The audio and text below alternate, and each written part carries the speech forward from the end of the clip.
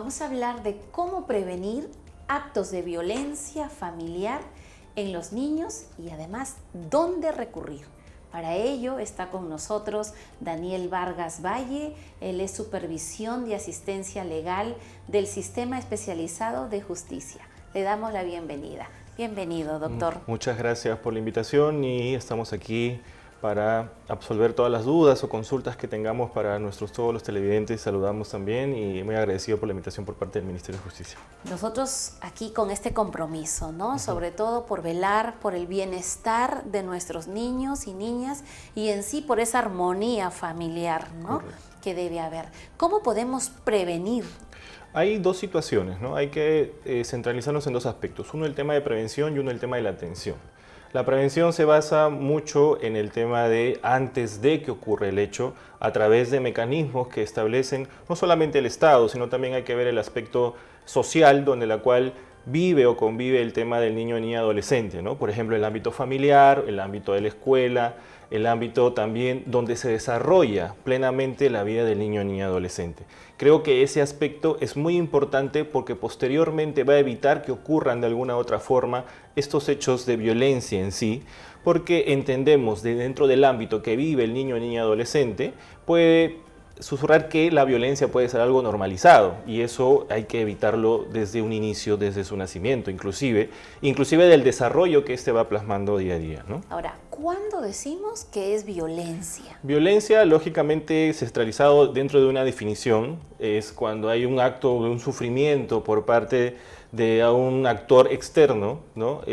Hacia el niño o niña adolescente, ya sea psicológica, física, sexual, inclusive hasta patrimonial en algunas circunstancias, como son los procesos de alimentos, por ejemplo, ¿no? Sin embargo, estos actos tienen que originar un menoscabo, tanto físico o psicológico, al niño o niña adolescente. Ahora yo me voy al contexto. Como maestra, como educadora, vemos a los padres que tienen un horario de ingreso de los niños a la institución educativa y de pronto ni siquiera en el ingreso hay puntualidad, mucho menos a la hora de salida, ¿no? Entonces, de pronto la salida de un niño del nivel inicial puede ser a la 1 de la tarde y la mamita se aparece a la 1:30, 1:40, 2 de la tarde, 3. ¿Es considerado eso violencia?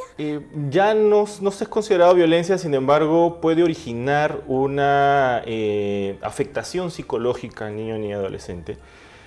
Sin embargo, esto es de manera indirecta, ¿no? Si vamos a ver de un aspecto en el cual de violencia podría originarse una violencia psicológica, ¿no? Siempre y cuando pasa por parte de los padres el cuidado y el buen trato al niño o niña adolescente. Entonces, se podría considerar siempre y cuando esta sea constante en el tiempo y pueda, como lo acabo de decir, una afectación al niño o niña adolescente que lógicamente lo llevan a la escuela, ¿no? Y es un aspecto de la vida y el desarrollo que tiene este.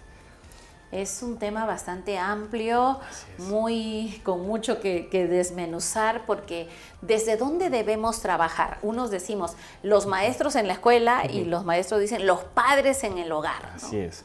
Todo va concatenado al tema de la prevención, ¿no? Desde el aspecto social, como yo lo mencionaba en un inicio, el aspecto familiar, ¿no? Donde se desarrolla el niño o niña adolescente, pero también pasa por un tema del cuidado por parte del colegio, que la cual nosotros aprendemos algunos modales siendo niño o niña adolescente. Y otro ya es el aspecto estatal, ¿no? El aspecto estatal que el Estado tiene como deber realizar acciones o mecanismos para poder prevenir estos hechos de violencia a través de charlas de difusión, alguna circunstancia, por ejemplo, ya el aspecto legal, que ya viene a ser ya la etapa de atención ante un hecho ocurrido, en la cual también existen normas, en la cual obliga al Estado también poder realizar labores de prevención, ¿no?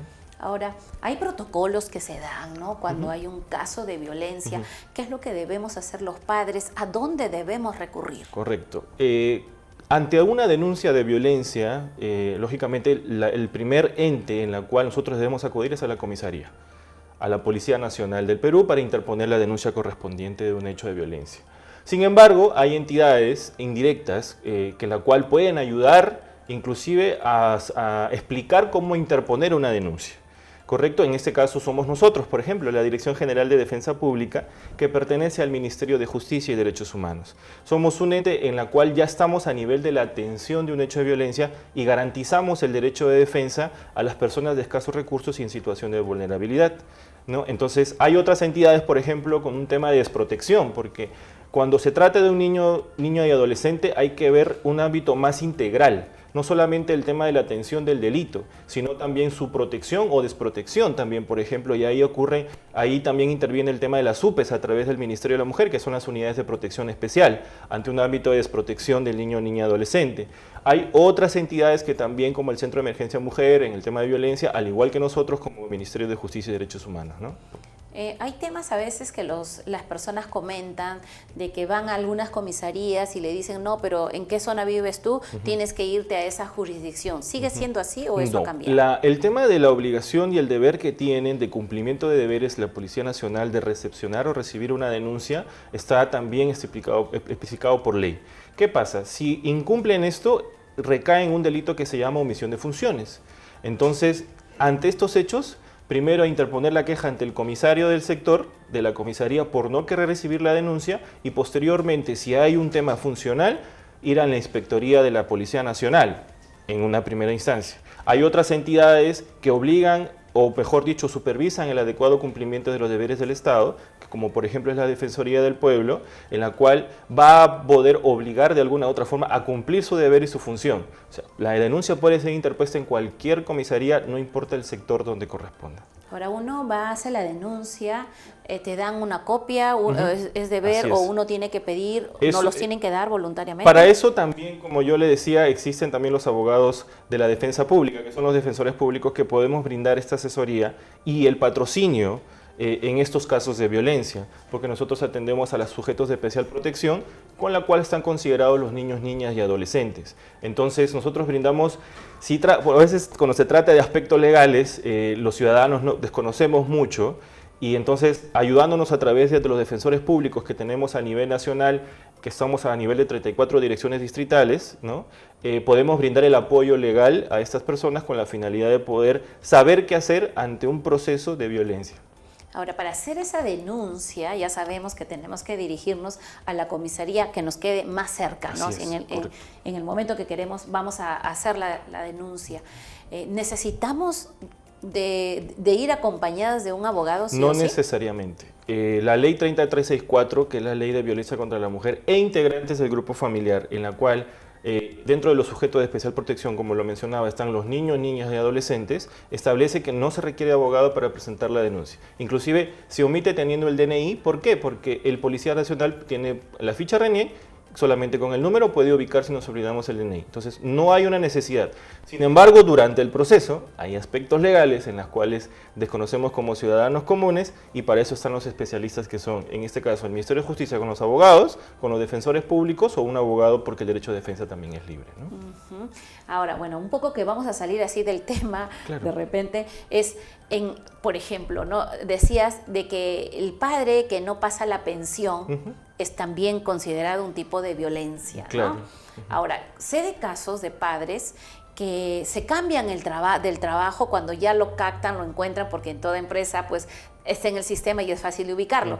Pero resulta que este personaje se cambia de trabajo para que al final no le pase a su niño que está en el colegio estudiando, ¿no? Claro, en este caso, por ejemplo, si bien es cierto el proceso de alimentos es un proceso considerado un tema civil-familia, sin embargo, dentro de los hechos de violencia existen lo que es medidas cautelares. Para explicar un poquito, ¿qué son las medidas cautelares? Son las medidas en las cuales se interponen para garantizar un derecho civil o familia. En este caso, el tema de alimentos. Estamos hablando de niños y adolescentes, porque a veces hay que ser claros que los niños, niñas y adolescentes son víctimas indirectas a veces en los hechos de violencia que le ocurre a una mujer o a un integrante del grupo familiar, porque ellos visibilizan los hechos de violencia. Entonces, parte de eso es garantizar también su derecho de ellos, que es el tema de alimentos, la tenencia, entre otras, ¿no? El tema de los procesos de alimentos, si bien es cierto, esas ya son partes de la otra parte, estrategias, por así dicho, malintencionadas en el tema de no querer prestar este derecho. Sin embargo, la obligatoriedad por parte del juez es considerar la información que tengamos, en este caso, de la parte demandada, que es en este caso el padre que no quiere omitir, que quiere omitir pagar alimentos. Y posteriormente, si este omite siguiendo pagando los alimentos, no los paga a tiempo, de acuerdo a la orden judicial que exista, ya pasa a ser un delito. Y eso ya no queda ahí, sino ya el delito tiene una pena de cárcel, ¿no? Ahora es muy común hablar mucho de la prevención, de qué cosa es violencia, y en las escuelas también hay una preocupación, ¿no? Por parte de los docentes, de la comunidad educativa, donde dice, bueno, yo ya no corrijo a este niño porque me pueden denunciar por violencia. Entonces, ¿hasta qué punto esto es cierto y no es cierto? Claro, la corrección en realidad tiene que ser ejemplar, como siempre hemos dicho. En la cual el docente de alguna u otra forma pueda ejercer hechos ejemplares como medidas socioeducativas, ¿no? Algo así como las acciones reparadoras. Exactamente, ¿no? Para evitar que estos hechos, porque lamentablemente si no los evitamos se pueden volver en un potencial violento, o sea, una persona que violenta. Entonces, el tema es evitar esa circunstancia, por eso decía que el aspecto tanto social y también educativo como parte de los padres y de las escuelas es muy importante para la prevención, ¿no? Y por eso también se tienen que apiadar a las entidades del Estado. Por eso en algunas ocasiones se realizan charlas al interior de los colegios explicando los tipos de violencia y a dónde deben acudir y qué deben hacer ellos mismos inclusive, porque existen lo que es los policías escolares, también se les enseñan a ellos un poco de qué hacer ante un hecho de violencia, porque el colegio es parte del flujo del procedimiento de violencia o cuando verifica un hecho de violencia, también el director tiene la obligación de poder informar estos hechos. Ahora, el tema de la corrección, como usted me estaba mencionando, a veces es un poco complejo el tema de cómo los padres también dan, no sé si la libertad de que los docentes verifiquen el trato de cómo también se comporta su hijo, pero sin embargo tiene que haber otros mecanismos alternativos como el tema de que sé que en algunos colegios existe el tema de psicología, verificar qué está pasando, porque puede ser de que ese hecho provenga de la casa y el niño sea violento en el colegio. Y entonces la idea es verificar cuál es el fondo del asunto con la finalidad de ayudar a ese niño o niña adolescente. La familia, ¿cuál es ese rol que cumple en este contexto? El rol de la familia, como yo les decía, un aspecto social, es la escucha activa que debería tener con su niño o niña adolescente. Ante un hecho de violencia, hay inclusive el hecho de violencia escolar, que lo tenemos mucho. Sin embargo, también el aspecto es que ellos también se deben informar de cómo debe realizar el trato a sus menores hijos, ¿no? Y eso es lo que falta mucho y existe por eso las familias disfuncionales y los hechos de violencia se normalizan y por ello cuando ellos nacen, cuando ellos crecen a nivel de las familias, normalizan el hecho de la violencia, inclusive hechos de discriminación, porque la discriminación también es un tipo de violencia que se ha especificado en nuestra norma. Entonces, la idea es que no normalicen esta circunstancia y que también ellos vayan a escuela de padres, ¿no? Y diversas acciones de prevención que también se realiza a nivel de casa por casa, por ejemplo el Centro de Emergencia Mujer lo realiza, y charlas de difusión que realizamos nosotros, como por ejemplo como Defensa Pública, de qué hacer no solamente en el aspecto de una atención cuando ocurre el hecho, sino también en el aspecto de prevención a través de la ayuda psicológica, entre otras. Que es lo más importante, ¿no? Así La es. prevención antes que lamentar cuando ya se dan Correcto. los casos. Pero es que hay un tema bien complicado, el tema de que nadie nos prepara en esta vida para ser padres. Tenemos escuelas profesionales para volvernos profesionales. Sí. Incluso si quiero aprender, como por ejemplo natación, karate, baile, me puedo ir y lo aprendo y me convierto en una bailarina, en una cantante. Pero ser padre, madre, no hay una escuela.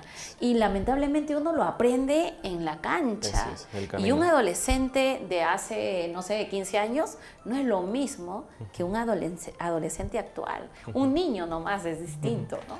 Yo creo que pasa por un tema de la difusión que las entidades del Estado realizan, ¿no? No solamente existen entidades estatales, también existen ONGs, que por ejemplo también ayudan el tema de la escuela de padres, el tema de la atención, qué hacer. Entonces debemos también como padres, si bien es cierto, se aprende en el camino, pero hay diversos mecanismos que nos da el Estado y también las organizaciones no gubernamentales, con la finalidad de poder coadyuvar a cómo ser papás también, ¿no? como usted lo mencionaba, hay diversas escuelas, entonces también debemos buscar quizás en una ayuda profesional, ¿no? Porque a veces somos muy renuentes como padre o madre, decir, no, yo sé lo que tengo que hacer, ¿no? A mí me va a enseñar quizás mi mamá, ¿no? En ese aspecto. Entonces, creo que también deberíamos establecer ciertos mecanismos que en la cual también nos va a ayudar en el desarrollo de nuestros hijos, creo, ¿no? Ahora, hay padres que se respaldan en el que yo soy el padre o yo soy la madre. Por lo tanto, yo sí puedo maltratar, pegarle, e incluso a veces no me voy a los golpes, pero me voy al maltrato psicológico que le doy sin saberlo de repente, ¿no? Claro. Sin esa conciencia. Y esas situaciones a la larga originan pues secuelas no solamente físicas, sino psicológicas, en la cual el desarrollo del menor niño puede inclusive hasta un poco maltratar la salud del propio niño o niña adolescente, ¿no? Nacer, yo he visto que hay casos en los cuales el menor a lo largo del tiempo sufre de alteraciones mentales, por ejemplo, y eso debemos prever como padres, en la cual debemos dar la atención correspondiente ante cualquier hecho de violencia. Por eso dentro de la prevención está la escucha activa. Y escuchar, si bien es cierto, no justificar los hechos de violencia y discriminación que mucho hemos normalizado en nuestra sociedad, ¿no? Y el respeto mutuo, que es importante, ¿no? Pero también hay otro extremo en que la escucha activa, todo, pero también hay un lado en la cual hay mucha permisividad, ¿no? Muy permisivos somos. Sí. Entonces como que tenemos miedo de pronto poner límites a los hijos. El tema del control pasa ya por un aspecto más familiar psicológico. No tanto por un tema de atención, ¿no? Porque aquí debemos saber cómo llegar a nuestros hijos. Lógicamente que hay que diferenciar entre la libertad y el libertinaje, ¿no? Y el tema de ser permisivos puede originar de alguna otra forma, ponernos a pensar de que puede originar de que el niño o niña adolescente realice acciones en las cuales pues al final no solamente nos perjudicamos nosotros, sino que puede ocurrirle un hecho que podamos lamentar posteriormente, ¿no? Y eso es lo que no queremos, ¿no? Así es. Queremos una sociedad sana. Correcto. Personas, familias y personas saludables emocionalmente, ¿no? Así es. Correcto. Bueno, quiero agradecerle infinitamente ese tiempo brindado a nosotros. Tiene segundos para que se pueda despedir de todo nuestro público. Sí, más bien agradecido por la invitación. Y de alguna otra forma invitarlos también que la Defensa Pública tiene 34 direcciones a nivel nacional y también tiene una línea gratuita que es la 1884, en la cual pueden llamar y solicitar una orientación legal y de ser el caso el patrocinio. Muy agradecido por la invitación y siempre el Ministerio de Justicia a través de la Defensa Pública está presto para poder ayudar en cualquier circunstancia de violencia. Así es que ya lo saben, queridos amigos. Nosotros queremos agradecerles infinitamente el habernos permitido ingresar a sus hogares a través de estas pantallas de VHTV con el programa de Miss Frida en la TV. Les agradecemos infinitamente y nos encontramos la próxima semana. Chao, chao.